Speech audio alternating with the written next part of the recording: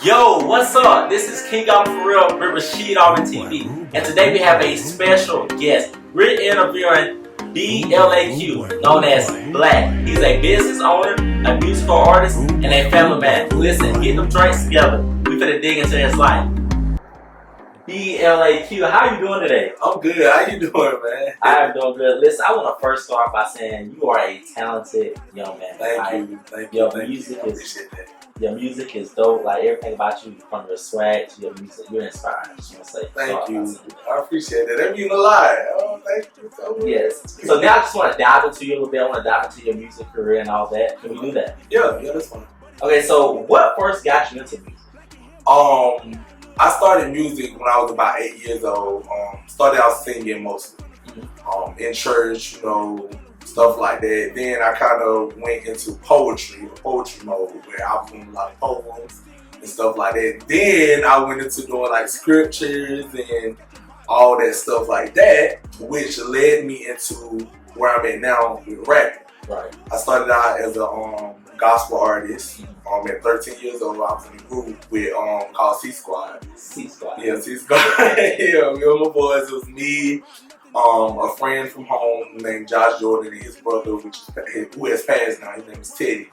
Us three rapping in church.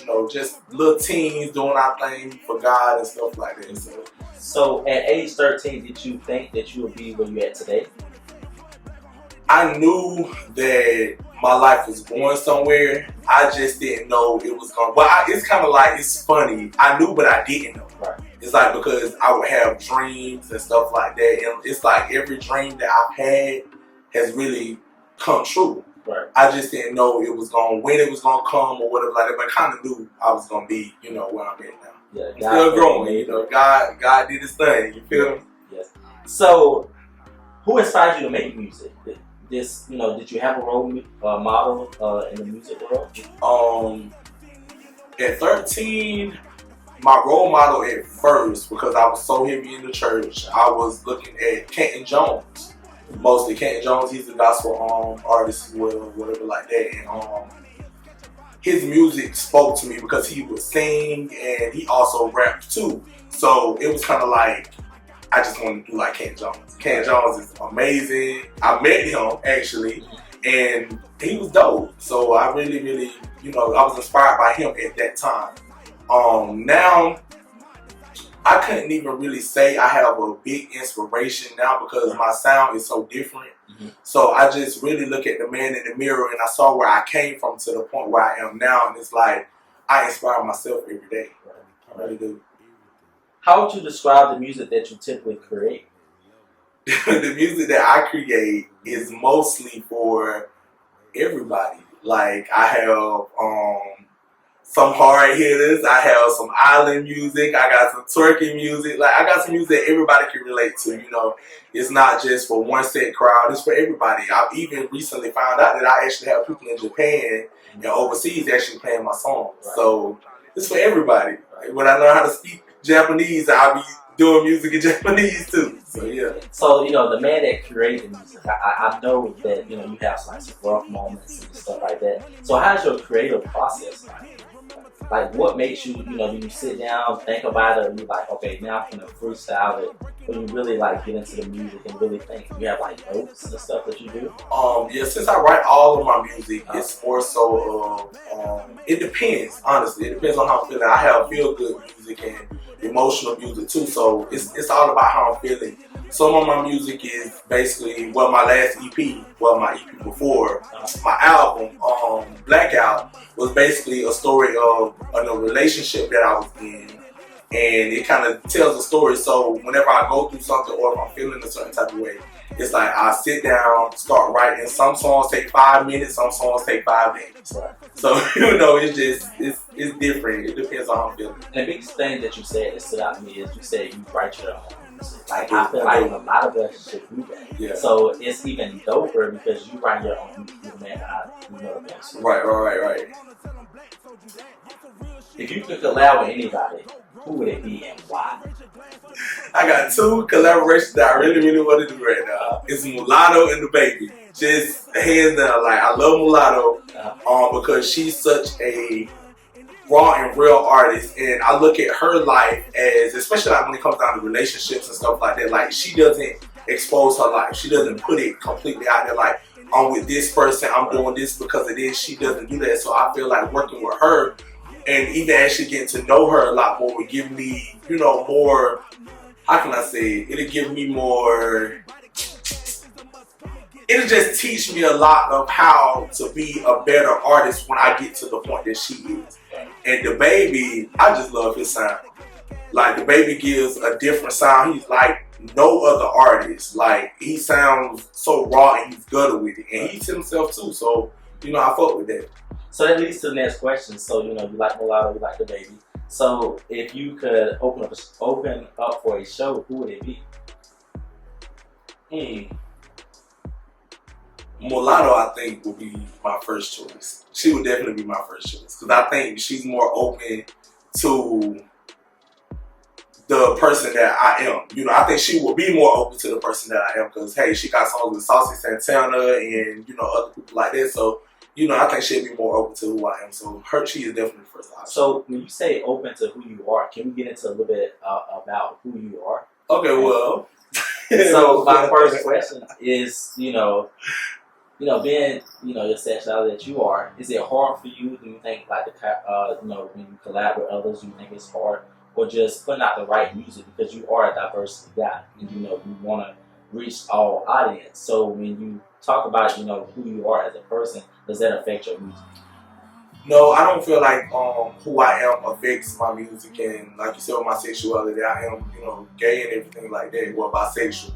So my music speaks to everybody. Like I said before, I don't look to just point out to one crowd. I don't look to please one crowd. I want to please everybody. I want everybody to hear my story and understand where I'm coming from. So my sexuality, I feel like it can be a blessing and it could be a curse in certain ways. Like, me being a gay artist, a lot of people wouldn't want to work with gay artists because the simple fact of what other people have done in the past. But as you know, I'm a different guy. Like, I give it all. I can give girl and I can give what's up, bro. I can give all that. So, you know, it is. So what gives you that drive to be different? You know, when you look in the mirror, like, you know, how can I be different, put out different types of music to reach different types of music? I think the main thing that gives me the drive to be different will be my family, and for one, like, my kids. Like, I look at my kids and I want them to live their life freely. Right. So I feel like people respect you more when you're yourself. Like, they respect, you know, everything that you're doing. They will want to listen to you more because you're giving them real and raw. Right. You can't be speaking to everybody and you're giving this fake person, or you're making it seem like you're something that you're not. You know what I'm saying? So I feel like definitely being myself makes people want to listen. So I listened to your song No More, and I love it. It gives me like a little, you know. I bet you did like No More. I bet you did. I like to move a little bit, so it gave me like a little, feel like a little rock. I can just like rock. a move a twerk. Yeah. So I like to move. Okay. So what inspired you to make that song? No More. You knew that was gonna be diverse. Yeah. I love No More. No More was actually, that was one of the songs I wrote in 5 minutes.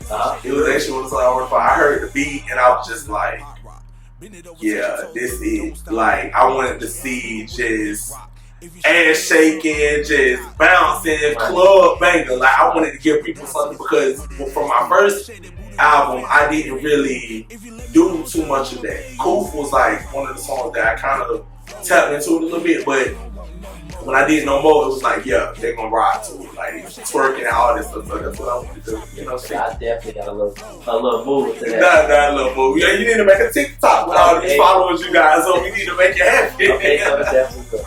So, you know, my biggest question to you is, you know, how does becoming famous? Like, how has that put you on the stool level? Well, I wouldn't say that I'm famous yet. I'm known by the important people. They know me. So being around a newer crowd of people who are actually business minded, who actually have connections with people who are in high places, like, it definitely, you know, it's taking me somewhere. Like I said, I wouldn't say I'm famous yet. One day I will be. because some strings need to keep going up. So one day it's gonna happen, but I'm around the right crowd. And that, the way you answer that question also shows, who you are as a person. Because a lot of people can take that fame and run with it. And the way you answer that is so inspiring to others. So I hope others that are watching, will look up to you as in, don't let the famous get you.